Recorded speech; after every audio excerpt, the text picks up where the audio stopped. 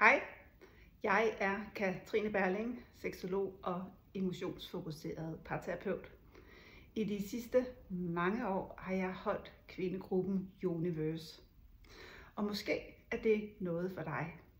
Kvindegruppen Universe er en lille gruppe, hvor vi er mellem 8 og 14 personer, alle sammen kvinder i forskellige aldre.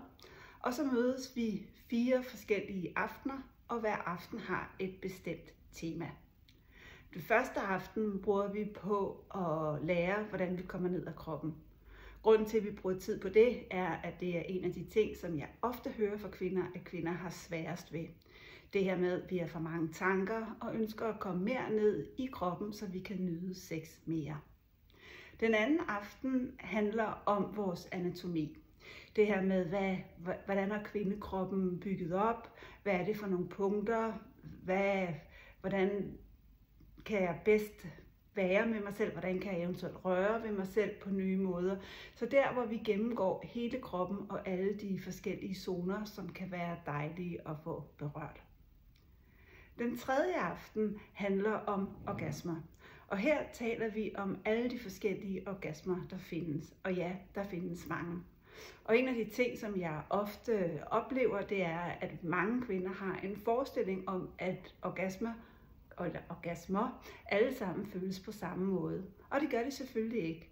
Orgasmer føles forskelligt, alt efter hvor på kroppen de kommer fra, hvordan vi bevæger vores krop, hvordan vi er ophidset osv. osv. Den sidste aften skal selvfølgelig handle om lyst. Lyst er også en af de ting, som jeg ofte oplever, at der er rigtig mange misforståelser omkring. Vi tror, at vi skal have lyst hele tiden. Vi tror, at vores lyst skal være spontan og bare være der.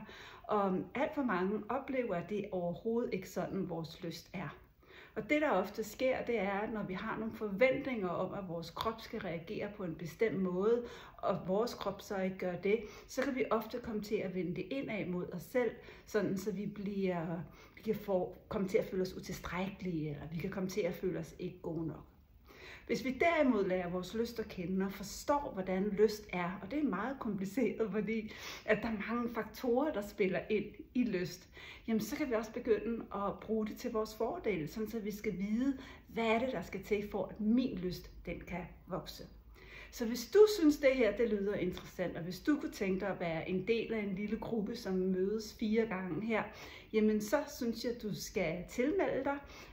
Der er stadigvæk ledige pladser, og jeg glæder mig til at se dem.